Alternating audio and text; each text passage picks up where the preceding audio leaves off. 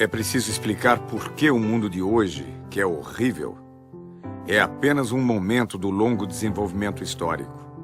E que a esperança sempre foi uma das forças dominantes das revoluções e das insurreições. E eu ainda sinto a esperança como minha concepção de futuro. Jean-Paul Sartre, Prefácio dos Condenados da Terra, de Frantz Fanon.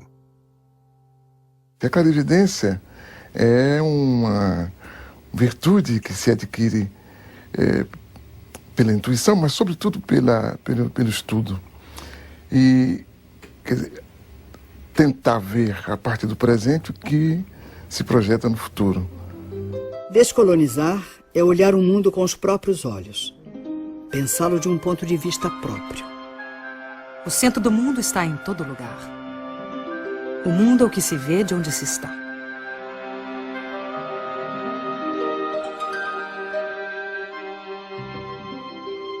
O olhar sobre a primeira globalização vem das viagens de descobrimento e conquista. Os imensos territórios conquistados não estavam desocupados.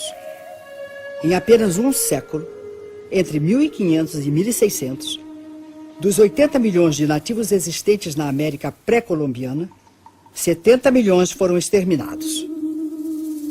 2.000 línguas desapareceram com eles. Tupis, quechuas, mapuches tiveram seus territórios ocupados e demarcados arbitrariamente, ignorando-se povos, culturas, línguas, religiões, para facilitar a dominação e o saque de suas riquezas. Os 10 milhões de africanos transplantados para o Brasil, depois de séculos de escravidão nas plantações de cana, de café e nos garimpos das Minas Gerais, ficaram abandonados à própria sorte. A primeira globalização do colonialismo se caracterizou pela ocupação territorial. A segunda globalização começa no fim do século XX, marcada pela fragmentação dos territórios.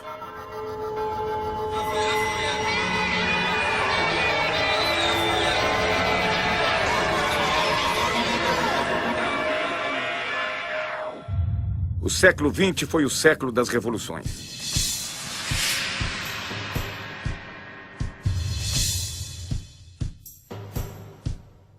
As revoluções tecnológicas transformam as novas conquistas em sonhos de um mundo melhor.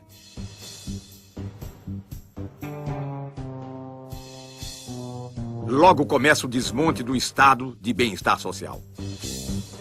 O humanismo, como motor do desenvolvimento e do progresso, é substituído pelo modelo do consumo voraz. O consumo que é hoje o grande fundamentalismo. Esse, sim, é que é o grande fundamentalismo. As técnicas são implantadas nas sociedades e nos territórios a partir de uma política. Hoje, a política das empresas globais. Amanhã, a partir da política dos Estados impulsionados pelas nações.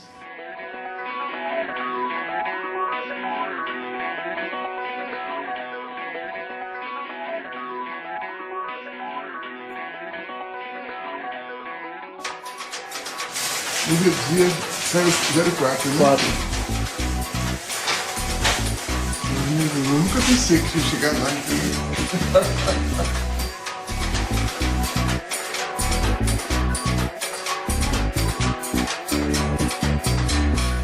Queria dizer, em primeiro lugar, que eu me considero um intelectual outsider, coisa que é rara no Brasil. Não pertenço a nenhum partido, não pertenço a nenhum grupo, inclusive grupo de intelectuais, não respondo a nenhum credo, não participo de qualquer militância. É difícil ser um intelectual negro no Brasil? Eu creio que é difícil ser negro e é difícil ser intelectual no Brasil. Essas duas coisas juntas dão o que dão, né?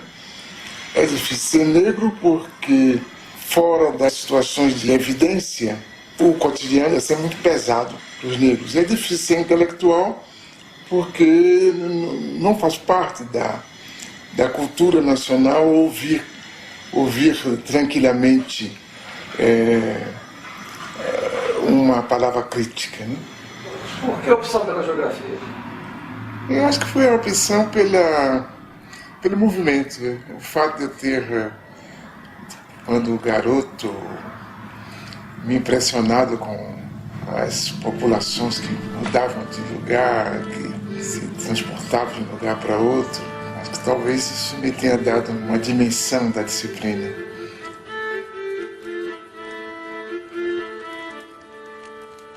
E o meu gosto pela história, sobretudo pela história do presente, me levou também a valorizar todo o processo contraditório. De modo que, não sendo um marxista ortodoxo, eu tenho medo disso, tenho medo dos marxistas ortodoxos, porque eu creio que toda doutrina que não se busca renovar, ela corre o risco de se tornar uma religião, um dogma, por conseguinte de emburrecer e não de esclarecer. Desse modo eu me considero um marxista, ou se quiser, um marxizante. Ainda hoje? Ainda hoje, sobretudo hoje, porque com a globalização, o que sobrou do socialismo, fundado em realidades profundas, como no caso da China, por exemplo, e o mundo ocidental, que nós aprendemos mais a conhecer e a analisar e a interpretar, se tornou todo ele capitalista. Então, se tudo se torna capitalista, obrigatoriamente a contradição se instala, né?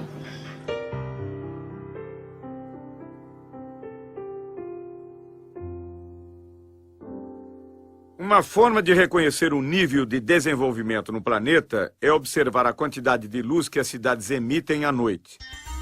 A foto de satélite revela um nítido contraste entre o desenvolvimento ao norte e ao sul da Terra. A renda dos 500 indivíduos mais ricos do mundo é superior aos ganhos dos 416 milhões mais pobres. Em 1990, um norte-americano ganhava em média 38 vezes mais que um tanzano. Hoje ganha 61 vezes mais. Nunca houve uma oposição tão grande entre um pequeno grupo de países e a maioria esmagadora dos países da humanidade. Então nós temos um terceiro-mundismo em germe muito mais forte do que antes. E uma realidade da dependência muito maior do que antes. E talvez por aí é que vai surgir essa possibilidade de a gente construir um mundo de outra forma. De fato, se desejarmos escapar à crença de que esse mundo assim apresentado é verdadeiro, e não queremos admitir a permanência de sua percepção enganosa, devemos considerar a existência de pelo menos 3 mundos num só. O primeiro seria o mundo tal como nos fazem vê-lo, a globalização como fábula. O segundo seria o mundo tal como ele é, a globalização como perversidade. E o terceiro, o mundo como ele pode ser, uma outra globalização. Nunca na história da humanidade houve condições técnicas e científicas tão adequadas a construir um mundo da dignidade humana.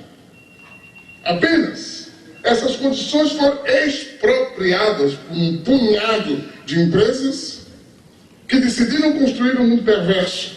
Cabe a nós fazer dessas condições materiais a condição material da produção de uma outra política.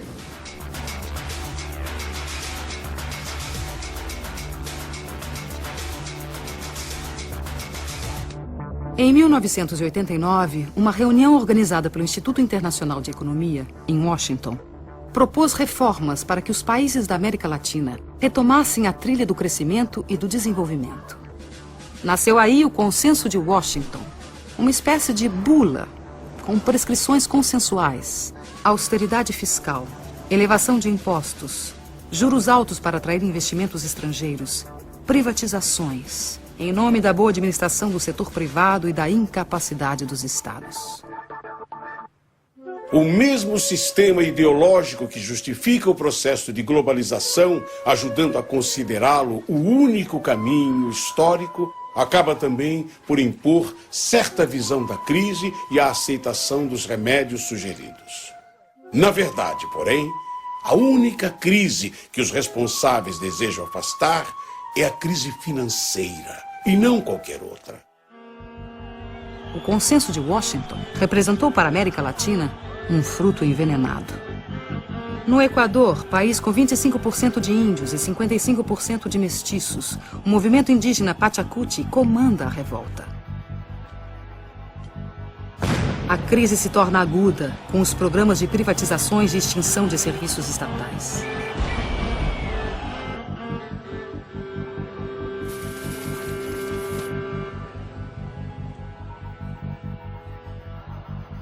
Em janeiro de 2000, a completa dolarização da economia provoca um grave levante popular que termina 15 dias depois com a queda do presidente.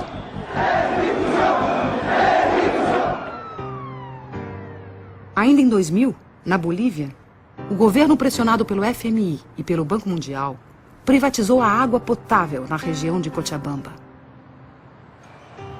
A resposta popular de uma sociedade formada por 70% de índios e mestiços explodiu em gigantescas rebeliões comandadas por movimentos sociais autônomos.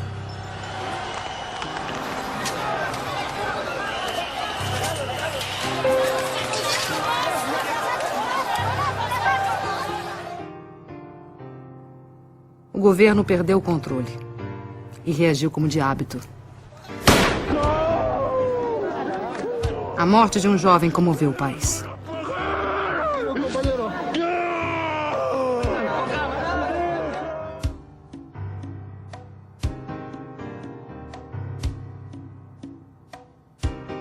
A pressão popular obrigou a desprivatização da água. A decisão e a luta de homens, mulheres, niños e ancianos de todo o povo de Cochabamba. Este es un primer paso que se ha dado, muy pequeño pero importante, de la significación que tiene la democracia.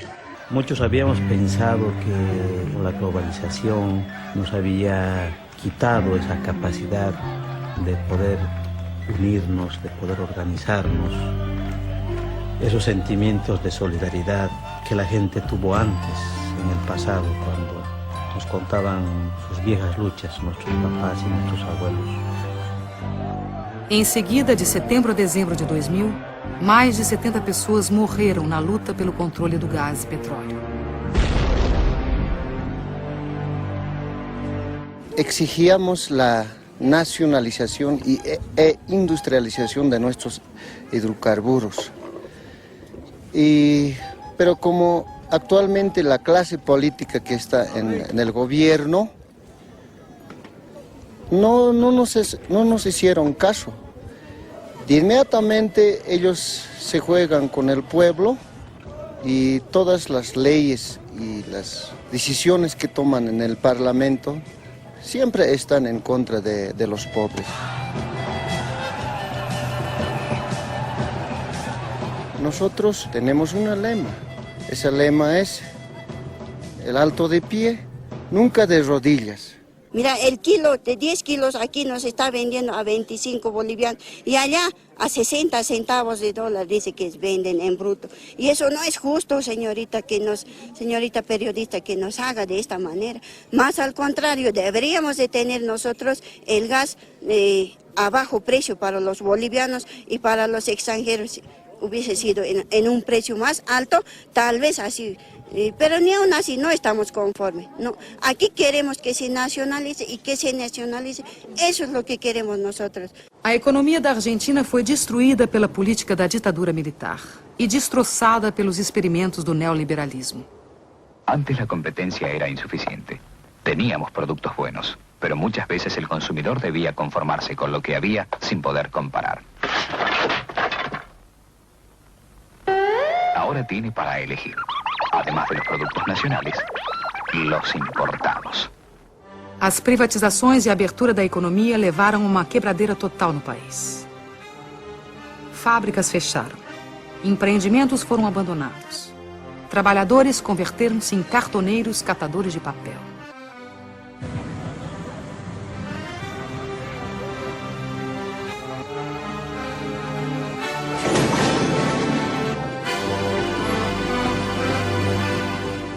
O panelaço no final de 2001, que derrubou 3 presidentes da República em 2 semanas, levou às ruas cidadãos da classe média, que da noite para o dia, pela desdolarização da economia, tornaram-se os novos pobres do país.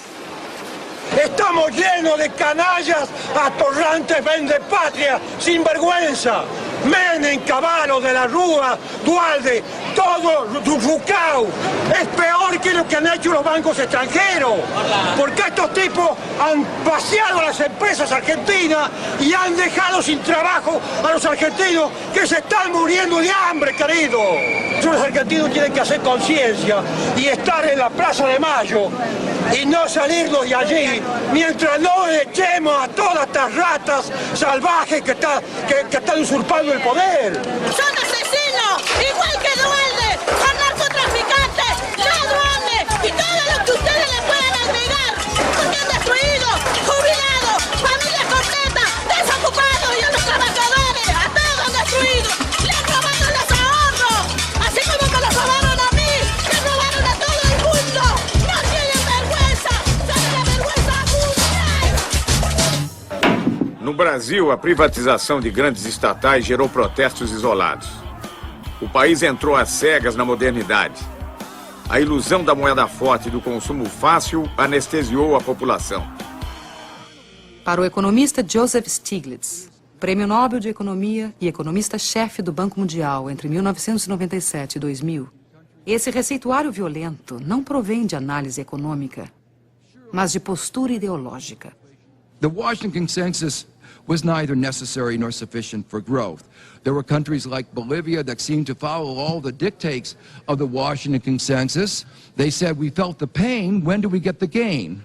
And they waited, and they waited, and they waited, and they're still waiting. And then there are countries like China that did not follow the Washington Consensus, and they've grown and grown and grown. Agora, essa história que os Estados Nacionais estão diminuindo a importância é uma história da carochinha que os países ricos nos contam, porque o Estado Nacional, por exemplo, norte-americano, vai muito bem, né? Inclusive, digamos, bem do ponto de vista de força do Estado, com gastos militares como nunca houve antes, né? Com um empenho direto, digamos assim, dos agentes comerciais do governo americano para defender os interesses das empresas norte-americanas, o que é normal, aliás, né? Então, agora aí eles nos dizem, não, o Estado não tem importância, quer dizer, não estou dizendo que eles norte-americanos, mas esses pensadores da globalização muitas vezes nos dizem isso. Isso é que, digamos, crê quem quer ser enganado.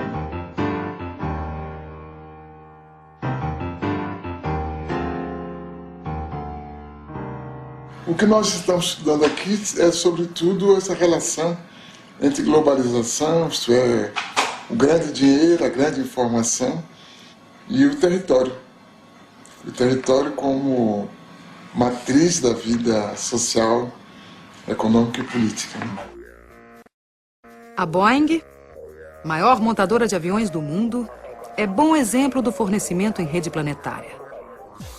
O modelo 777 recebe componentes de 322 fornecedores em 38 países.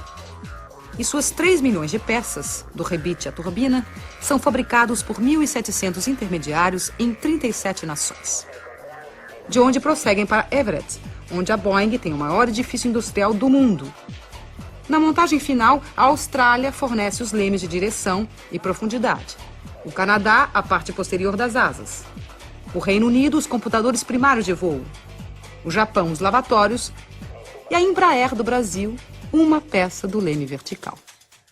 As grandes empresas são esse centro frouxo do mundo e que, escapando ao controle dos estados e que se distanciando de uma relação mais obrigatória com os territórios, acaba por lhes permitir uma ação sem responsabilidade. As grandes empresas não têm responsabilidade social, não têm responsabilidade moral, sobretudo, e é por isso que desorganizam os territórios, tanto socialmente como moralmente.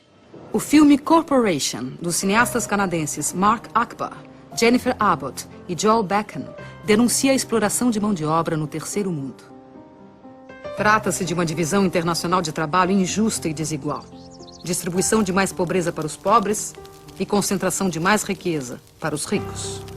A Nike transferiu sua produção industrial para países onde não há limites para a exploração de mão de obra. Contabiliza o tempo de trabalho de seus funcionários em frações de segundo. Assim, mascara os verdadeiros valores dos salários pagos. O diretor do Comitê Nacional do Trabalho norte-americano, Charles Kenahan, denuncia a divisão do trabalho na globalização, que distribui migalhas mundo afora enquanto elimina empregos nos Estados Unidos. To make this stuff concrete as possible, we purchase all of the products from the factories that we're talking about. This shirt sells for $14.99, and the women who made the shirt got paid 3 cents. Liz Claiborne jackets made in El Salvador. The jackets are $178, and the workers were paid 74 cents for every jacket they made. Alpine car stereos, 31 cents an hour. De fato, para a grande maioria da humanidade, a globalização está se impondo como fábrica de perversidades. O desemprego crescente torna-se crônico. A pobreza aumenta e as classes médias perdem em qualidade de vida. O salário médio tende a baixar. A fome e o desabrigo se generalizam em todos os continentes. A fila na Marquês de Sapucaí, no Rio de Janeiro, não é para assistir a nenhum desfile de escola de samba, mas simplesmente para conquistar uma vaga para a gari da empresa pública de coleta de lixo da cidade. A abertura dos portões revela a angústia dos que lutam por um emprego estável e seguro nesta globalização, onde os de baixo, a cada dia que passa, trabalham mais com menos direitos.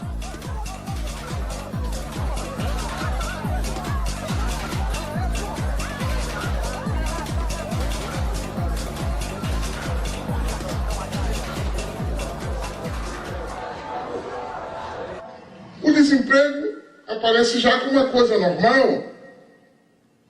Os arautos da globalização e o aparente Estado explicam que o desemprego é uma condição para chegarmos a mais globalização. Por conseguinte, soframos. Aumentam também o número de pobres. Há mais 600 milhões de pobres hoje do que em 1960. 1,5 bilhão de pessoas ganham menos de $1 por dia. E diante disso, a pobreza é tratada com naturalidade. Alô, amigo, alô, chefia. Seu futuro não pode ser decidido à revelia. Lembra daquele tempo em que seu salário ainda valia mais ou menos 50 anos, eu diria. Alô, amigo, alô, chefia. Seu futuro não pode ser decidido à revelia. Se o presente é omisso, aí fica difícil. Tem que botar a mão na massa, dar um jeito nisso. A humanidade se divide em 2 grupos. O grupo dos que não comem e o grupo dos que não dormem, com receio da revolta dos que não comem. Josué de Castro, em Geopolítica da Fome. A gente descobriu uma coisa importante, que a gente produz muito mais comida do que pode comer. E tanto que na Europa, a comunidade europeia dá prêmio a quem deixa de produzir comida. E castiga quem produz mais do que as cotas estabelecidas. Quer dizer, a questão da fome não é a questão de produção de alimentos, é a questão de distribuição. Isso a gente viu quando de certas epidemias de fome na África e na Ásia, os Estados Unidos se recusando a dar ajuda alimentar se certas condições políticas não fossem preenchidas. No caso do próprio Brasil, se há uma parte da população que não come corretamente, Isso é culpa unicamente da forma como nós organizamos a sociedade. Não é que não haja alimento, não é que não se possa distribuir os alimentos.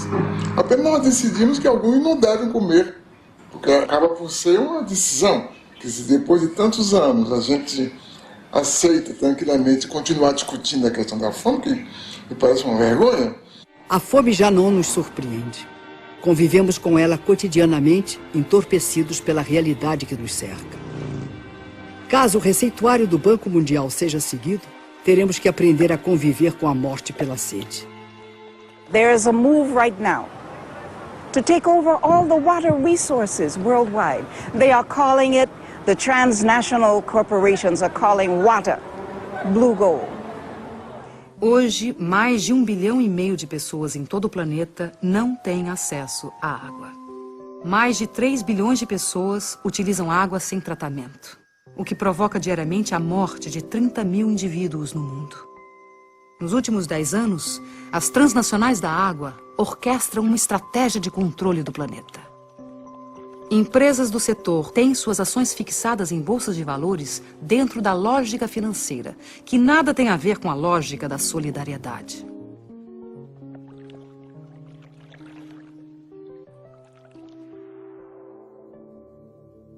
Em março de 2003, aconteceu o 3º Fórum Mundial da Água, em Kyoto, no Japão. Na pauta da discussão estava o tema da privatização dos recursos hídricos. Na mesa, os presidentes de multinacionais da água, ministros de relações exteriores, representantes do movimento popular e o diretor administrativo do Banco Mundial, Peter Voigt. The political question really is who owns water and who gets to control water. Here you're going to hear, or you are hearing, two very, very different visions of a future for water. On one side are those who see water as an economic good, to put water on the open market for sale to the highest bidder. On the other hand, you're going to hear the voice of a growing civil society movement who has a vision of water as a part of the global commons and treated as a public trust for all time by governments everywhere. At what point does a corporation not understand that we do not want you there, and when will you leave? मैं समझता हूं कि अब पूरी दुनिया में ये बात सिद्ध हो गई कि ये डिसेंट्रलाइज्ड वाटर मैनेजमेंट से सारे देश को दुनिया को पानी के लिए बचाया जा सकता है. Oscar Oliveira, o líder da rebelião em Cochabamba, na Bolívia, lança seu grito de advertência em Kyoto. Hace 3 años, después de 5 meses, más de medio millón de personas expulsaron a transnacional Bechtel porque quiso imponer un contrato de privatización totalmente al margen de la voluntad de la población. Varias de las transnacionales que están acá muchas veces manchan nuestra agua con sangre de los ciudadanos. No manchen más sus manos com sangre. Contra todas as evidências da injustiça, o representante do Banco Mundial insiste na política de privatização. Somebody has to pay for water, ladies and gentlemen. And I think we have come up with some practical choices. We haven't covered everything, as some of the speakers said. But in order to come up with the investments which are needed for the poor, and I agree 100% that we have to find ways of serving the poor in a way that they can afford the water. O tom ameaçador do discurso é contestado pelos representantes dos movimentos populares do mundo inteiro.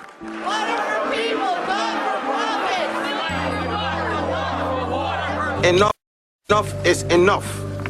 I see this report as nothing short of an attempt to package poverty for money and for profit. El agua es un patrimonio de la humanidad, es un patrimonio de los seres vivos y nadie puede apropiarse del agua.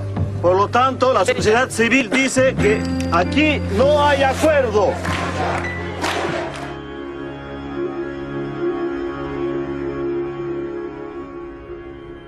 Os astronautas disseram que a única obra humana visível do espaço é a Grande Muralha da China. Esse dragão sinuoso de 23 séculos foi erguido contra as ameaças do deserto, os povos do norte árido, em busca das terras verdes do Império do Meio.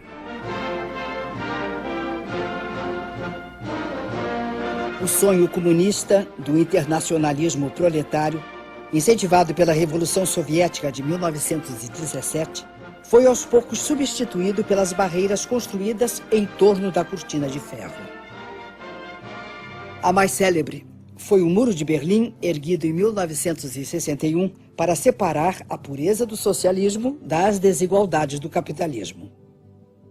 Tinha como missão impedir que as pessoas fugissem do glacial paraíso socialista.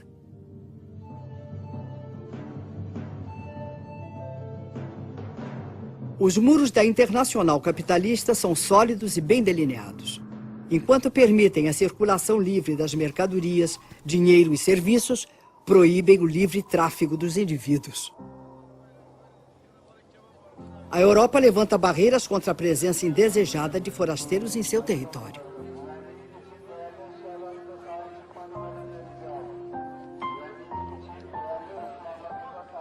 Refugiados frequentemente ficam no meio do caminho, sucumbindo de sede no deserto, afogados no Mediterrâneo, enquanto seus barcos precários naufragam.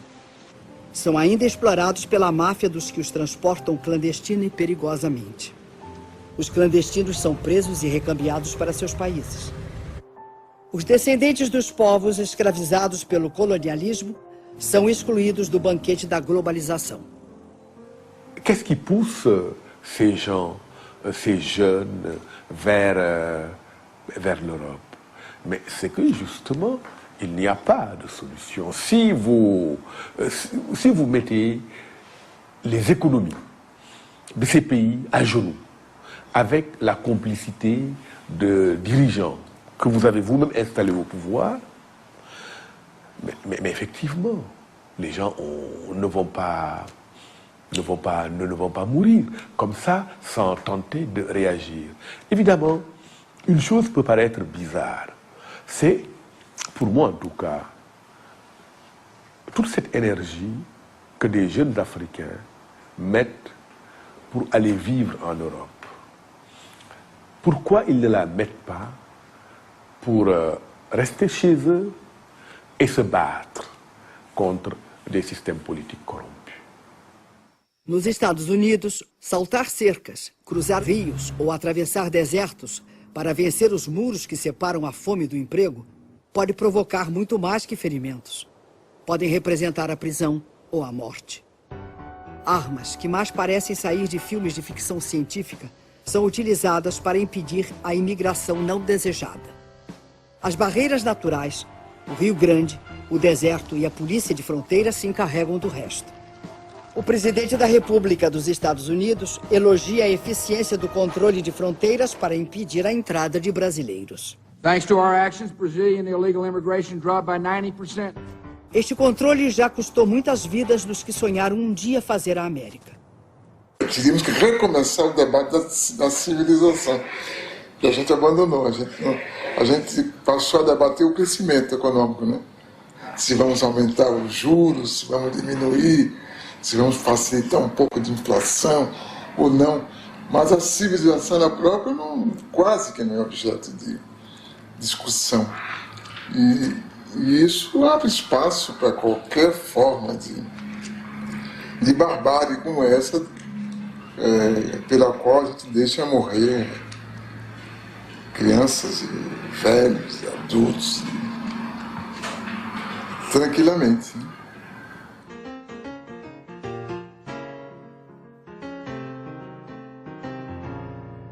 O que nós estamos vivendo hoje é que o homem deixou de ser o centro do mundo, né? O centro do mundo hoje é o dinheiro, mas o dinheiro no estado puro. O dinheiro em estado puro só é o centro do mundo por causa dessa geopolítica que se instalou, proposta pelos economistas e imposta pela mídia.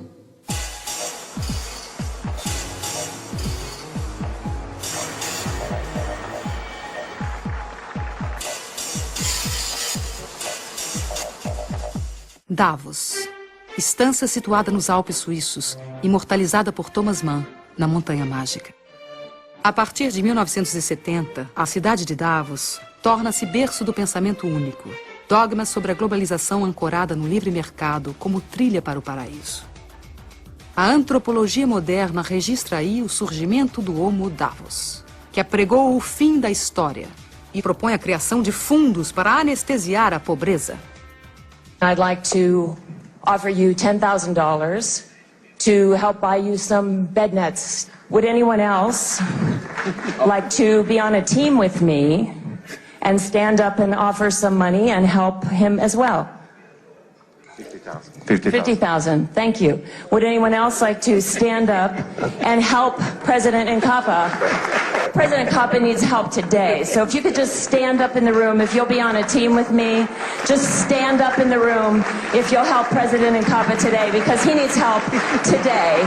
A chamada mídia, ela tem um papel de intermediação que a gente talvez não possa dizer que é inocente, mas não parte dela realmente, ou não é dela o poder. O poder é de um pequeno número de agências internacionais da informação, estreitamente ligadas ao mundo da produção material, ao mundo das finanças, que controla de maneira extremamente eficaz a interpretação do que está se passando no mundo, né? E de uma forma que se torna clara quando a gente pega os jornais e vê a repetição quase que servil das mesmas fotografias, das mesmas manchetes, das mesmas ideias, dos mesmos debates, que indicam que alguma coisa está por trás de tudo isso, né? O redator de um importante jornal está fechando a edição do dia seguinte sem grandes notícias para compor a primeira página. Chega o fotógrafo e diz: Chefe, tenho a notícia e a foto. Um cachorro raivoso atacou a menininha de 7 anos e ninguém fez nada. Até que esse homem se lançou sobre o cachorro, agarrou pela garganta e matou. O editor exclama, maravilhado: Oh, este homem é um herói. Amanhã todos poderão ler da primeira página: valente nova-iorquino salva a vida de menininha. O fotógrafo responde: Pois é, chefe. Só tem uma coisa. O homem não é nova-iorquino. Oh, melhor. Será então valente americano salva a vida de uma menininha. O fotógrafo sem jeito diz: Bem, chefe, ele é árabe. No dia seguinte sai o jornal. Extra, extra! Terrorista árabe massacra de maneira selvagem cachorro americano de raça pura! Extra, extra! Como podemos, mesmo assim, admirar-nos de que ali e aqui estão em guerras e corra o sangue, já que a nova ordem mundial que se constrói é baseada numa competitividade sem limites morais. Não há produção excessiva de informação, mas de ruídos. Existem os fatos. As notícias são interpretações desses fatos.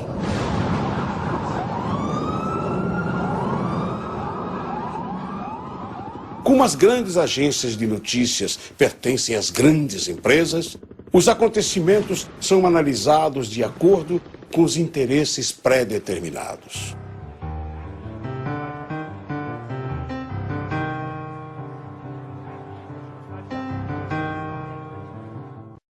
We're gonna bomb them over there.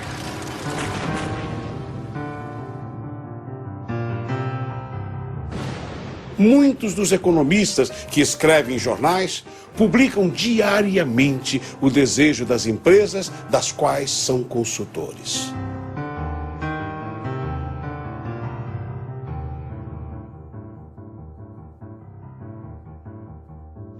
A informação, o grande instrumento da grande finança, a informação, o grande instrumento do processo de globalitarismo, de produção de novas formas totalitárias de vida, mas que manejada por um pequenos grupos, de forma inteligente, produz exatamente o efeito oposto.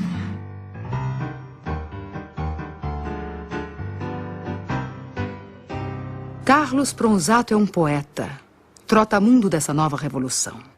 Sozinho, com olhar atento e uma pequena câmera amadora, penetra espaços onde os grandes meios não podem ou não querem entrar.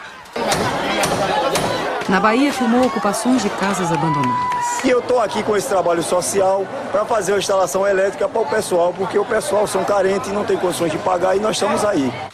Sobre a ocupação de uma fábrica falida, mostrou o simples desejo do trabalho. Nos quedamos esperando a la empresa, a los patrones que nos trajeran algo. No aparecieron. Teníamos miedo, ¿viste? Bueno, después nos sentábamos ahí, los vecinos nos ayudaban porque no teníamos plata para viajar, no teníamos plata para comer, para nada. Y un día dijimos, bueno, ¿qué vamos a seguir acá sentados esperando que vengan ellos? Entonces empezamos a trabajar, a producir y a vender. Y así, ¿viste? Seguimos. Seus filmes correm mundo afora. Em escolas, sindicatos, pequenos cinemas. Seguem globalizando um outro olhar sobre os fatos, sobre as lutas, sobre esse novo tempo. Eu resolvi entrar de fato no movimento popular como uma ferramenta de transformação concreta que podia ser o vídeo, porque não é só filmar, sino estar inserido dentro do movimento. Como eu me considero um manifestante com câmera, então eu tenho que estar aí trabalhando dentro do movimento popular ativamente. Latinoamérica é um polvorim apto para um Bakunin chegar e perguntar onde que está acontecendo e ele ir e tentar ou filmar, ou escrever, ou incitar, ou trabalhar nisso. Então, minha utopia é um pouco essa. É você não entrar na corrente, na onda do não é possível fazer nada, porque nada será possível. E você continuar trabalhando. Eu acho que um pouco que faço está dentro de um projeto utópico, de realizar, pelo menos naquele breve período de vida que nós temos, uma pequena obra que pode servir a alguém, tanto agora quanto depois. Eu acho que esse fenômeno vai se multiplicar. Quer dizer, por enquanto há uma coerção muito grande contra essas formas, que são praticamente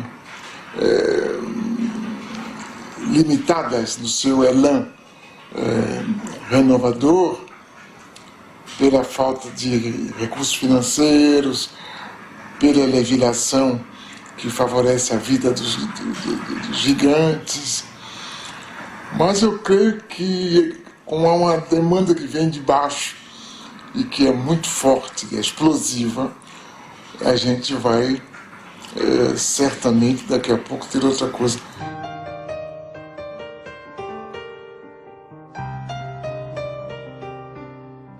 Se eu olhar para trás na minha própria vida, eu vejo que hoje é muito mais fácil ser universal aqui mesmo. A primeira vez que eu entendi, que comecei a entender o mundo, foi quando deixei a Bahia para ir estudar na França, aí, lendo jornais, que me apresentaram o mundo de uma outra forma. Hoje não, qualquer pessoa com uma curiosidade mais aguçada acaba percebendo como o mundo é.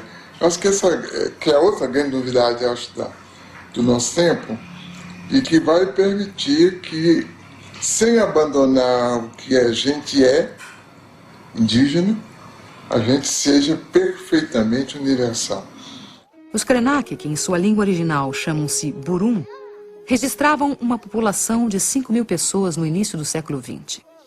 Número que se reduziu a 130 indivíduos em 1989. E com esforço fecharam um século com 150 pessoas. Ailton Krenak nasceu no Vale do Rio Doce, Minas Gerais. É produtor gráfico e jornalista. Participa da rede Povos da Floresta, que utiliza a tecnologia da comunicação para integrar o povo indígena e seringueiro. Eu acho que para o começo do século XXI, essas trocas de novas tecnologias que não fomos nós que criamos e nem somos nós que fabricamos, vai ser o grande evento para os nossos povos. Eu ainda não consigo acreditar com meus próprios olhos, porque eu ainda não estou vendo o mouse. Isso para mim é um sonho. Eu não consigo acreditar que isso ainda é verdade. a gente poder acessar a internet aqui da aldeia. Vocês puderam ver que isso aqui não é um brinquedinho, sabe, de ficar teclando. Não, isso é uma coisa de muita importância pra gente, entendeu? Até mesmo porque é distância. Porque se a gente morasse na beira de uma estrada próxima à cidade, talvez isso não seria tão importante pra gente, porque a gente podia ir na cidade e fazer isso rapidinho. Tirar, trazer. Mas a distância, pelo limite que a gente mora, isso é precioso. Chega assim como uma coisa muito, muito grande pra gente, como realmente um sonho.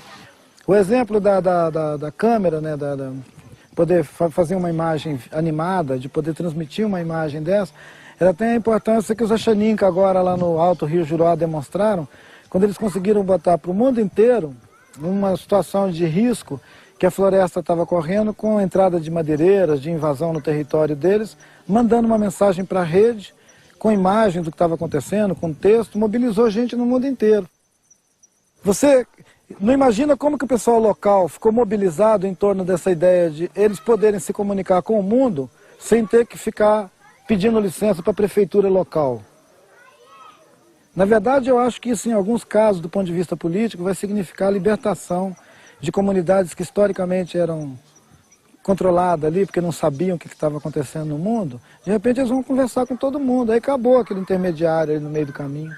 É a primeira vez na história na qual a gente convive com o futuro possível.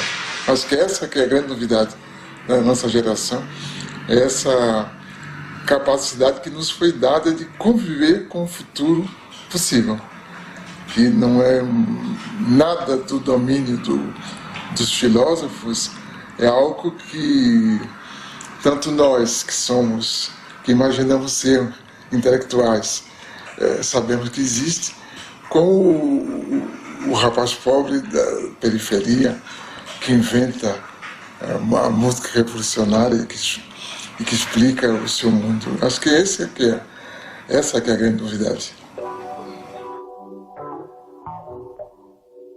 Brasília, conhecida por sua arquitetura arrojada, é uma das cidades mais fotografadas do mundo. Perto de Brasília fica a Ceilândia. É o reverso do cartão postal. Aqui moram muitos dos que trabalham na capital. Respeito todas as quebradas, becos e vielas, quebras cabulosas, satélites, qualquer favela. Todas se parecem muito, só que essa aí é diferente. A Ceilândia é conhecida pelo maior índice de violência da região. Aqui vive Adirley, ex-jogador de futebol, cursou comunicação e tornou-se cineasta. Documenta a arte produzida na periferia, onde seus amigos de infância contam e cantam em rap o cotidiano. Com uma câmera digital, documenta a cultura da periferia. O cinema que a gente quer mostrar é o cinema que a gente experimenta. É a nossa experiência de vida, nada mais que isso. É o nosso ponto de vista só. É a experiência de ser morador de Ceilândia, morador de periferia. É a indignação de não se ver nas telas, vamos dizer assim. Mas eu acho que a possibilidade de fazer cinema vem com toda a história do Milton Santos também, né? Que é se apropriar da cultura de massa. Se apropriar de uma câmera hoje, que é difícil, ainda é caro, mas é mais viável. Hoje, com uma pequena aparelhagem informática, eletrônica, com meios limitados, também se faz opinião, também se produzem coisas centrais na reelaboração da história. O ex... Sou negão careca da Ceilândia mesmo, e daí? Jamaica, o Marquinhos, Japão... Sou ceilandense, não sou brasileiro. Eles já fazem as bases dele no fundo de quintal aqui, numa casa como essa aqui. A gente se mirou nisso para iniciar esse processo de cinema. Então vamos tentar fazer também um cinema que tenha como exemplo o modo de produção do rap. Será subia mandando um recado, aqui é foda, mas irmão, eu amo essa porra, Ceilândia Norte, resistência, velho, eu tô de boa. Eu curto música de preto, eu curto rap nacional, eu não curto black music. Black music quem curte as Playboy. Não, vou curtir uma black music porque é bonitinho. Agora se falar música de preto, não. Música de preto, não. Pô, que coisa feia. Porra, mãe, eu canto música de preto, meu filho. Fala black music. Até minha mãe que veio do Nordeste quer falar black music. Tá entendendo? Na nossa quebrada a parada é mais quente. Mais de 500 mil e pra eles somos lixo. Lutando pra sobreviver, tratados como bichos escrotos, ratos de esgoto, vermes rastejantes, cobras tipos peçonhentos, monstros repugnantes, terra sem lei. Nova Babel, casa do caralho, cu do mundo, baixa da égua. Foda-se o que dizem, véi. Ceilândia é minha quebra. Até hoje, assim, dentro da cidade, tem muito preconceito com relação ao rap. Rap é música de bandido, é música de preto, é música de marginal, é música de desempregado. Esses caras sofreram pra caramba, cara. O Jamaica conta histórias assim que são geniais no sentido assim, do preconceito que ele sofria de ser um rapper.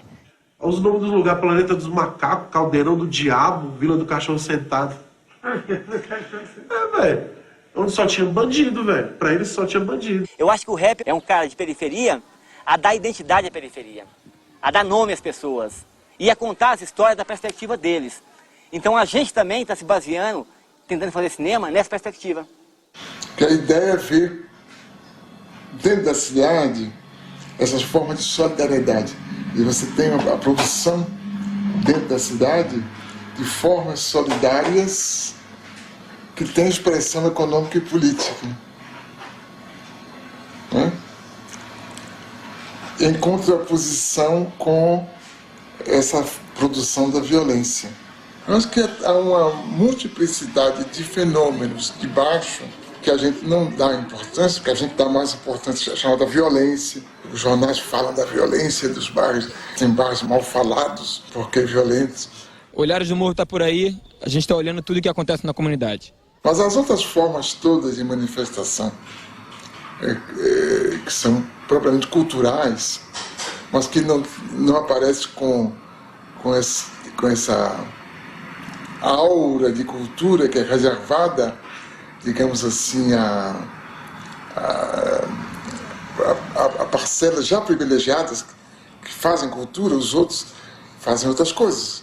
A gente não admite dizer imediatamente que o que eles fazem é cultura, porque o que eles fazem é cultura e é política ao mesmo tempo, né?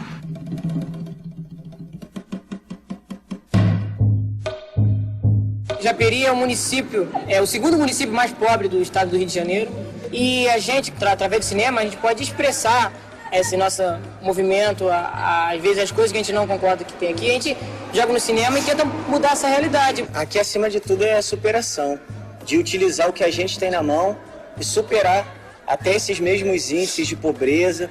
E a gente utiliza esse de pedaço de madeira para fazer grua, de cabo de vassoura para fazer o tripé. Na coletividade, a gente consegue fazer cinema na Baixada Fluminense. A gente partiu de uma necessidade de um resgate da memória e do folclore daqui do município de Japeri. E utilizando numa ficção, que é o marido chegando em casa bêbado e dando satisfação para sua esposa porque chegou bêbado. E a satisfação que ele dá é a partir do folclore de Japeri.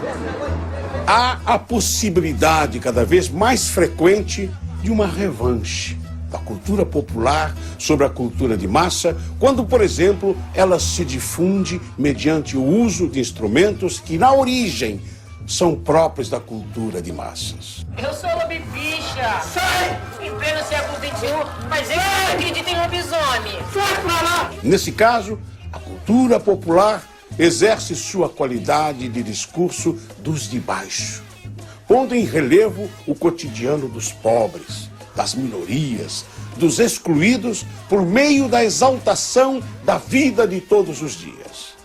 A partir do audiovisual, várias pessoas vão ser influenciadas pelo produto que eles estão tendo. Então é uma oportunidade para que eles possam se expressar até para o povo inteiro de Japeri, para mostrar o que eles querem falar e ainda não tiveram oportunidade. Porque a partir deles a gente acredita que, ou seja no teatro, na música, no cinema, na literatura, vão estimular novas vidas e novos sonhos a partir de filmes, do audiovisual.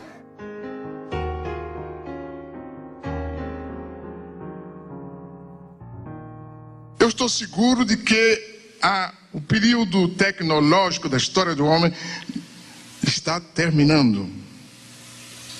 E estamos entrando num período que eu chamaria de demográfico.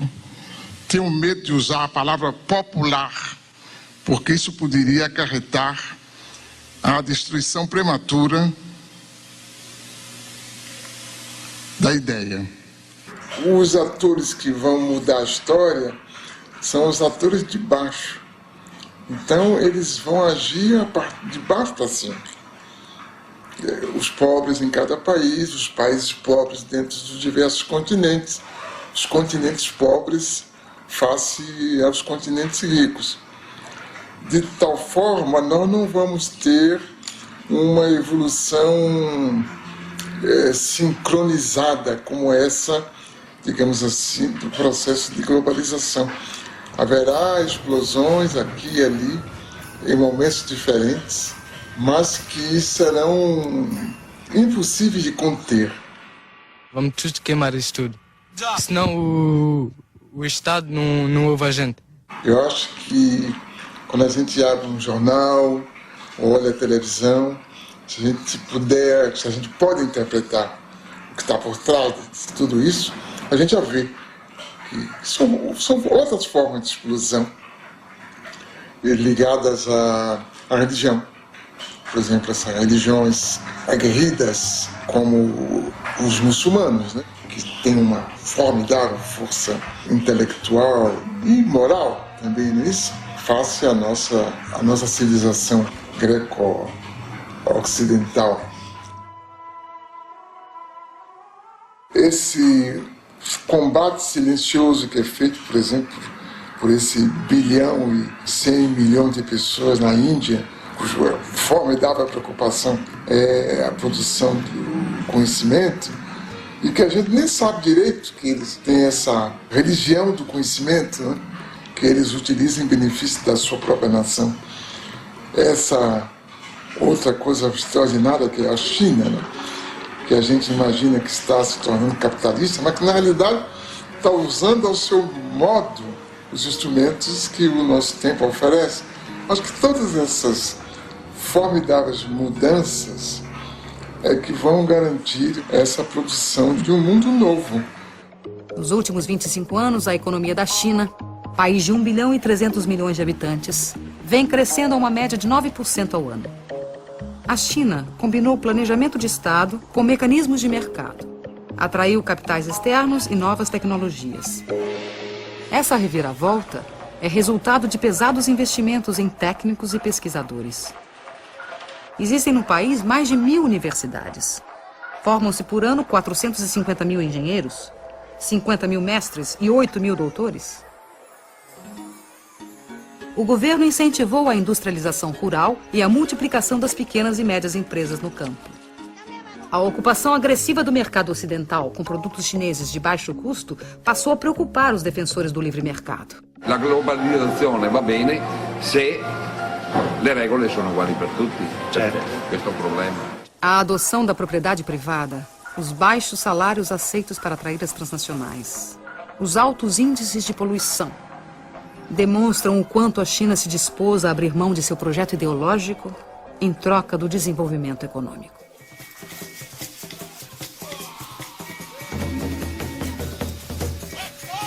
Devemos recusar categoricamente a situação a que os países ocidentais querem nos condenar. O colonialismo e o imperialismo não pagaram suas contas quando retiraram suas bandeiras e suas forças policiais de nossos territórios.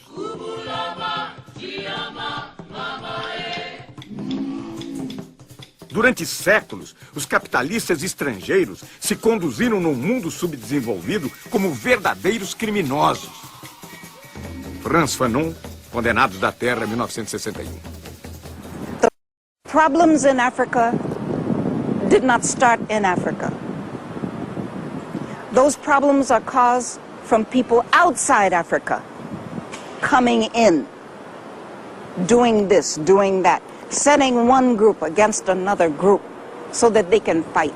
And while they are fighting, these outsiders are coming in, taking over. You bring in guns. You give them to one group. You make them really hate this other group.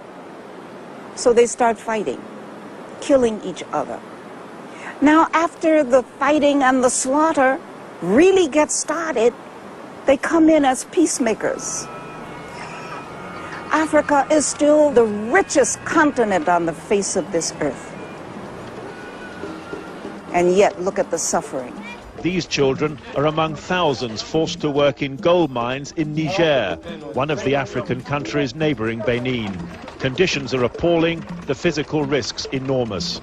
but activists say it's just the tip of an iceberg. It's an issue that has now received some international attention. Tragically, it won't be enough to stop the traffic in child slaves. Quand on écoute les gens, on a parfois l'impression que vraiment le monde, le fameux village planétaire, est un endroit où tout se passe bien partout. Hein? Les sociétés sont prospères, il y a la justice, les droits sont respectés, il n'y a pas de corruption, il n'y a rien, sauf en Afrique. On a l'impression que tout est très bien partout, sauf sur le continent africain. Moi, je trouve ça bien drôle quand même. Je trouve ça extrêmement bizarre, cette façon de raisonner. Je crois que le monde entier ne s'est jamais porté aussi mal. On est bien conscient des mécanismes politiques qui sont à l'origine de nos difficultés sur le continent. Il me semble qu'un pays comme le Brésil doit quand même bien comprendre cela. Le public brésilien, après tout, il n'y a pas très longtemps, en Amérique latine, c'était la CIA qui installait les gouvernements, qui décidait du cours politique et économique dans les sociétés d'Amérique latine, dans les moindres détails. Eh bien, nous, ça revient d'ailleurs à la première question, nous ne sommes pas encore sortis de cette situation. Tú decías cuál va a ser el destino de América Latina. Yo no lo sé, pero sé cuál es el desafío. El desafío es, ¿vamos a convertirnos en la triste caricatura del norte? ¿Vamos a ser como ellos? ¿A repetir los horrores de la sociedad de consumo que está devorando el planeta? ¿Vamos a ser violentos? ¿Vamos a creer que estamos condenados a la guerra incesante? ¿O vamos a generar otro mundo diferente? Vamos a ofrecer al mundo un mundo diferente. Que yo creo que ese es el desafío que tenemos planteado. Hoy por hoy somos, la verdad, caricaturas bastante tristes de modos de vida que se nos imponen desde afuera. Y estamos gobernados por sistemas de poder que cada día nos convencen de que no hay virtud más alta que la virtud del papagayo, que no hay habilidad comparable a la habilidad del mono. El papagayo, el mono, los que imitan, los ecos de voces ajenas. Nós decidimos ser europeus, né? E insistimos em ser europeus, nos recusamos a pensar como nós próprios, porque achamos mais chique pensar como os europeus e os americanos. E aí temos uma enorme dificuldade para entender o mundo. E essa enorme dificuldade também nos deixa meio atarantados, meio tolos diante da história que está se fazendo. Daí a própria política brasileira é um pouco perdida, porque nós não sabemos muito o que fazer com o mundo novo, porque não descobrimos as formas de pensar esse mundo novo a partir de nós próprios.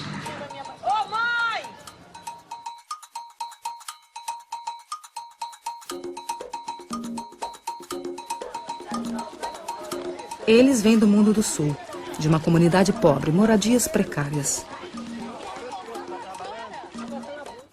Eles vêm do mundo do norte. Querem ver de perto como vive esta gente nos trópicos. Hoje é dia de festa. Essas pessoas vão para um passeio organizado num dos mais movimentados shoppings da zona sul do Rio de Janeiro. Passeio de bacana. Dia de festa. São os suspeitos de sempre. Vocês estão indo pra onde? Nós estamos indo ao shopping. Qual shopping? Ainda não foi tido, não. O que a gente escolher, a gente vai lá. A gente vai passear só no shopping. Vamos comer um pãozinho com uma mortadela no shopping.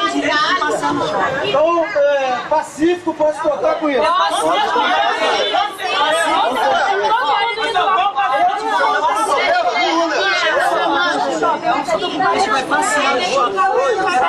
A presença da câmera de televisão serve de salvo-conduto.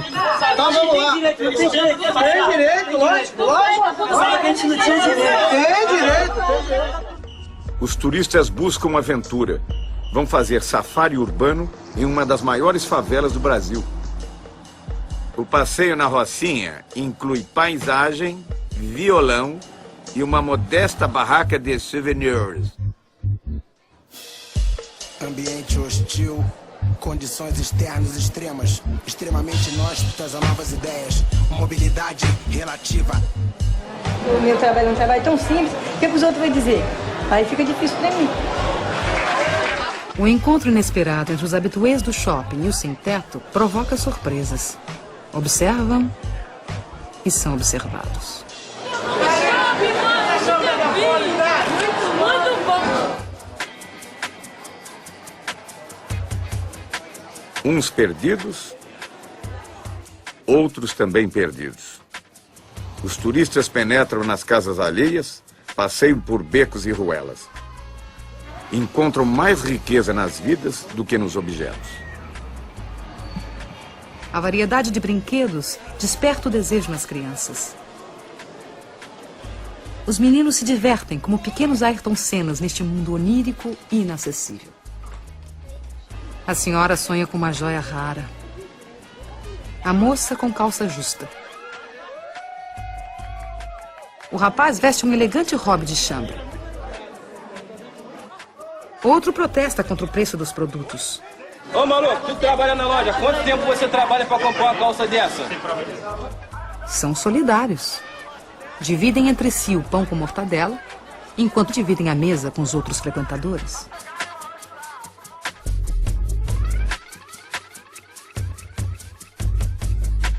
O problema que me parece importante com a globalização é, digamos, a segmentação da formulação dos códigos éticos. Quer dizer, há uma ética dos poderosos, que não chega a ser ética, e há uma outra ética dos que não têm nada. Como também há uma ética dos que desesperados tomam o caminho do que a gente chama de violência. Né? Eu creio que essa outra ética, não dos desesperados que praticam a violência gratuita, mas dos que querem grandes mudanças, é cada vez mais compreendida nas camadas mais baixas da sociedade.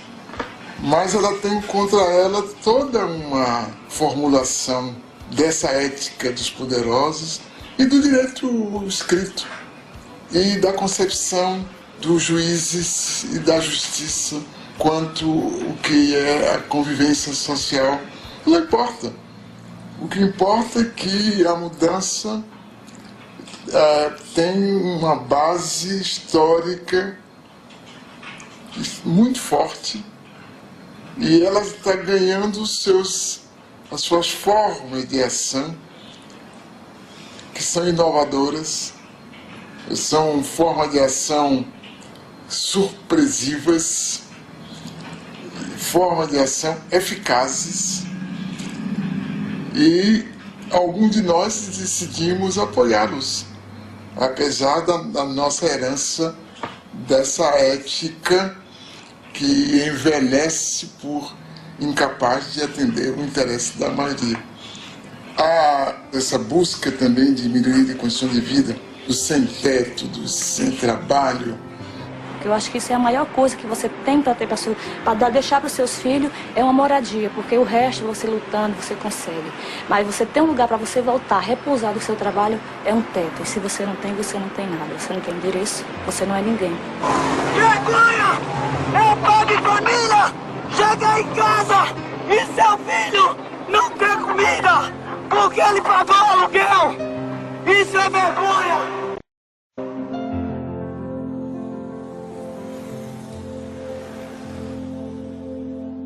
O direito à moradia é um direito humano garantido na Constituição brasileira, nas convenções internacionais e na Conferência do Habitat 2. Então, o que a gente está querendo aqui é que se seja que sejam válidos os direitos que já são garantidos pela própria Constituição Federal, né? Eu não acredito muito que a gente viva numa democracia, porque eu ainda acredito muito que a gente vive no sistema do capitalismo. Quem manda é quem tem o poder.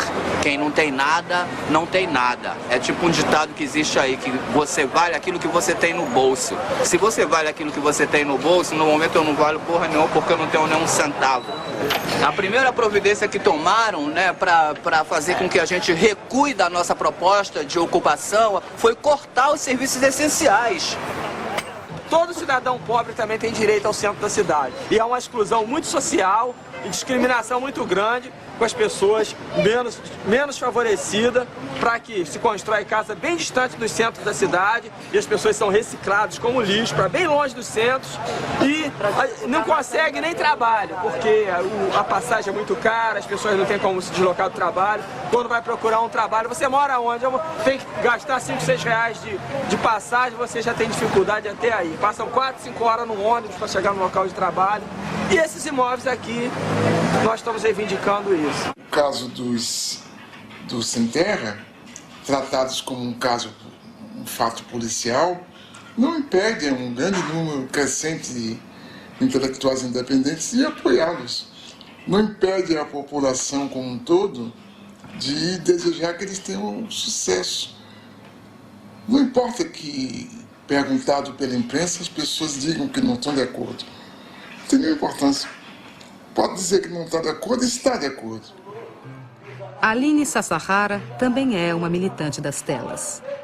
A cineasta paulista vê o mundo solidário ao sem terra. Em suas andanças pelo Brasil, registra do MST o que não vemos na TV. Os meios de comunicação selecionam o que está acontecendo. Hoje está acontecendo isso. Está acontecendo milhões de coisas. Mas as pessoas acreditam que só está acontecendo aquilo. É, de fato, uma forma da gente abrir outras janelas, né?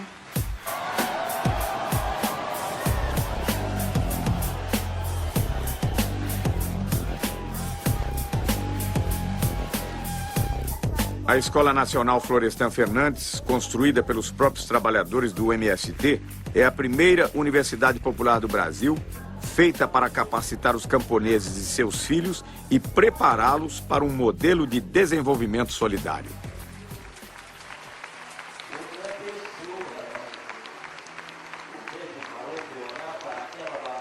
Eu acompanhava o MST, tinha alguma informação e achava incrível eles conseguirem lidar com tanta gente diferente, porque cada um lá com seus desejos, com suas necessidades e tal, e funcionando de uma forma muito organizada para ir contra a maré.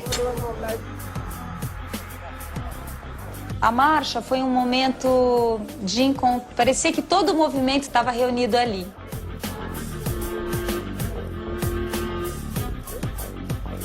Ela é um símbolo muito bem acabado da organização e da solidariedade dentro do movimento. Então, você imagina, todos os dias você reúne pessoas, assim, de várias idades e de vários lugares naquele horário cedinho para marchar e, enfim, foi uma experiência riquíssima. Eu creio que está se passando alguma coisa de muito profundo, uma espécie de vulcão que está aí crepitando e que a gente não tem as antenas para perceber. A gente é chamado a pensar na violência, como era definida tradicionalmente. Mas a gente não entende, não compreende, não domina o mecanismo intelectual dessas formas novas de solidariedade e de reivindicação. Porque o Brasil jamais teve cidadãos. Nós, a classe média, não queremos direitos, nós queremos privilégios. E os pobres não têm direito. Não há, pois, cidadania neste país. Nunca houve.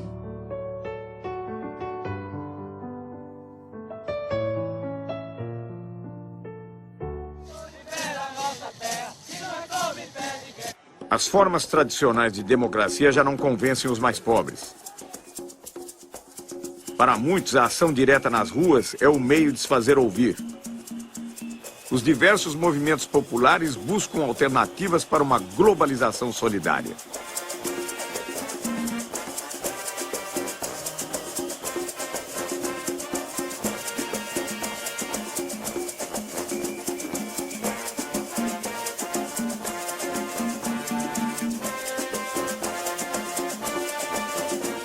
Não sei se é bom ou ruim que haja um déficit de organização, porque toda forma de organização é também uma forma de constrangimento na produção de comportamentos completamente livres. Talvez, nesse primeiro momento, não seja ruim essa desorganização se ela for acompanhada da parte dos intelectuais, da produção, da compreensão das condições nas quais estamos vivendo.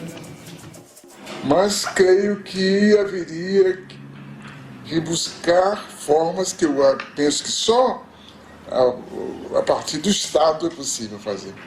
Não, a partir do Estado? Só a partir do Estado. Não vão ser ONGs, nem instituições do terceiro setor. O senhor várias vezes se referiu ao Estado, inclusive em relação ao intelectual. O senhor não abre mão do Estado?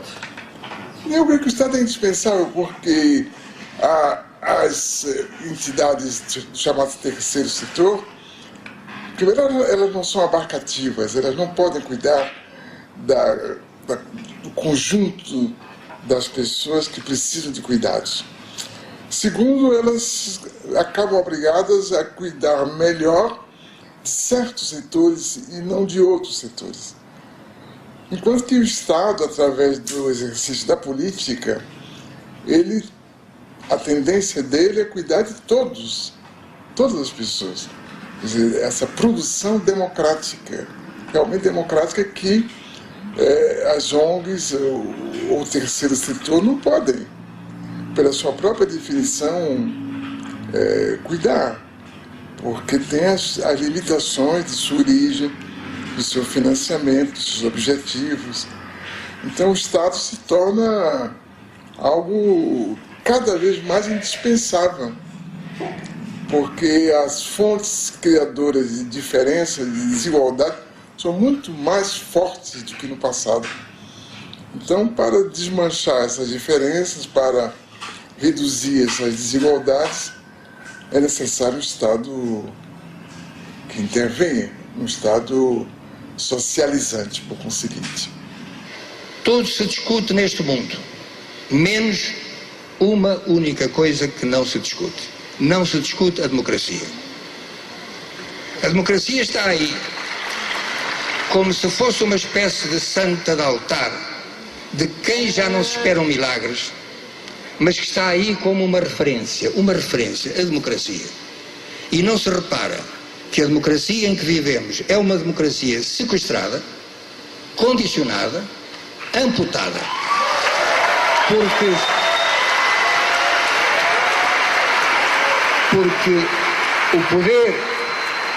o poder do cidadão, o poder de cada um de nós, limita-se na esfera política, repito, na esfera política, a tirar um governo de que não gosta e a pôr outro de que talvez venha a gostar.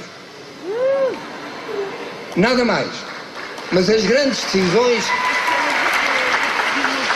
decisões são tomadas numa outra esfera e todos sabemos qual é. As grandes organizações financeiras internacionais, os FMIs, as Organizações Mundiais de Comércio, os bancos mundiais, a OCDE, tudo isso, nenhum desses organismos é democrático. E, portanto, como é que podemos continuar a falar de democracia se aqueles que efetivamente governam o mundo não são eleitos democraticamente pelo povo? Quem é que escolhe os representantes dos países nessas organizações? Os respectivos povos? Não. De onde está então a democracia? Acho que a questão é essa, que a gente esvaziou a palavra democracia de conteúdo. A gente continua falando na democracia sem saber muito bem do que está falando. Quer dizer, que nós utilizamos uma série de conceitos que vêm de um outro tempo e que se tornaram vazios porque o tempo mudou, o que é conveniente, né? E o que ficou foi o eleitoral. O resto, a representatividade, não é? a responsabilidade, tudo isso perdeu força. A coerência com ideias, a transparência só é possível se os partidos têm claramente ideia, porque senão de que a gente está falando, né? Se a gente não souber o que é que os partidos querem fazer de nós, né?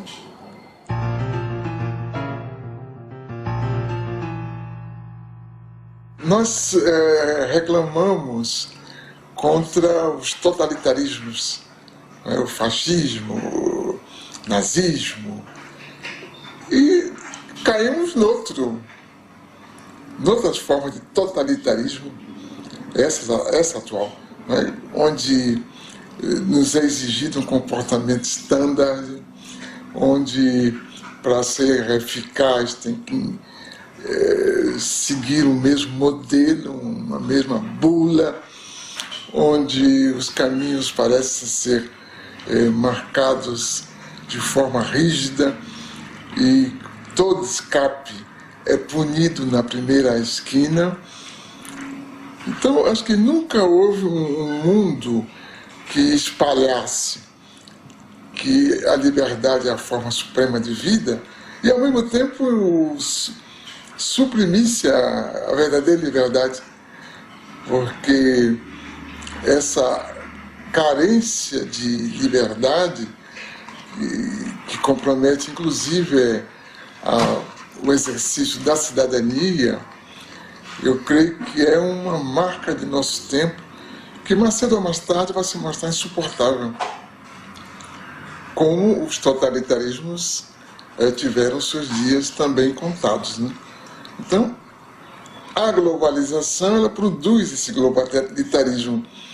globalitarismo que existe para reproduzir a globalização.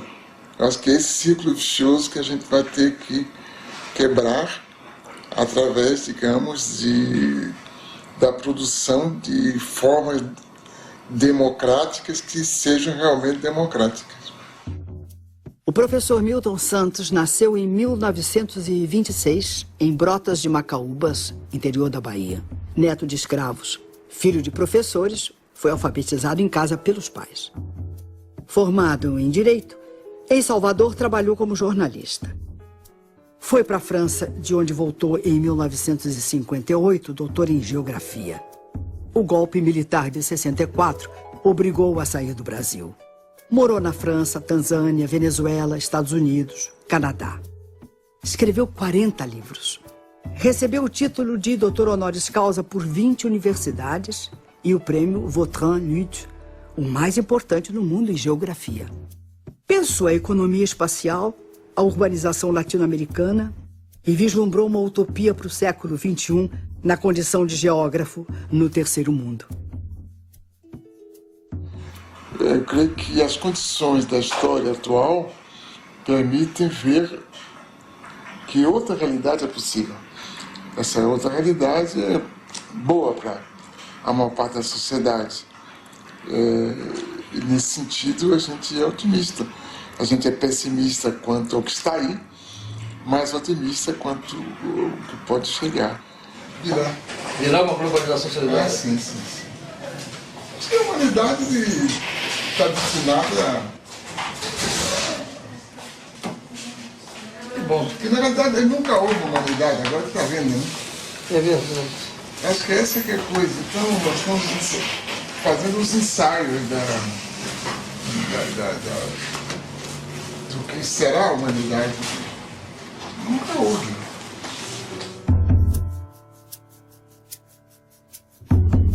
Quando eu me encontrava preso na cela de uma cadeia, foi que eu vi pela primeira vez as tais fotografias em que apareces inteira, porém lá não estavas nua, e sim coberta de nuvens.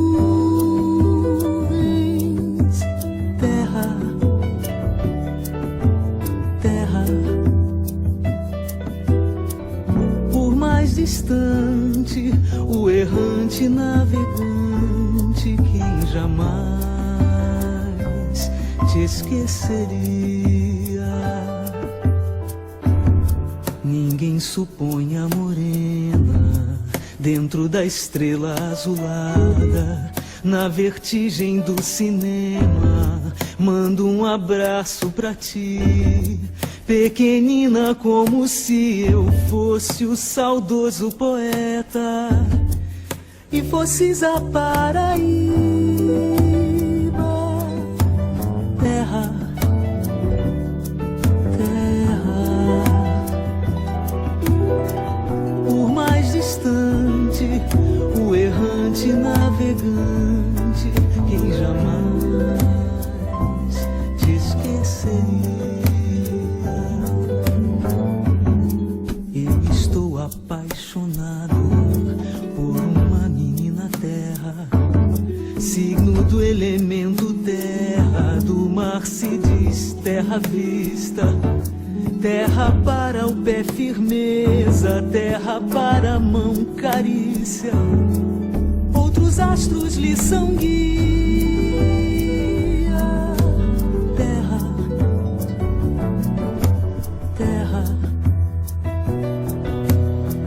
por mais distante, o errante navegante que jamais te esqueceria.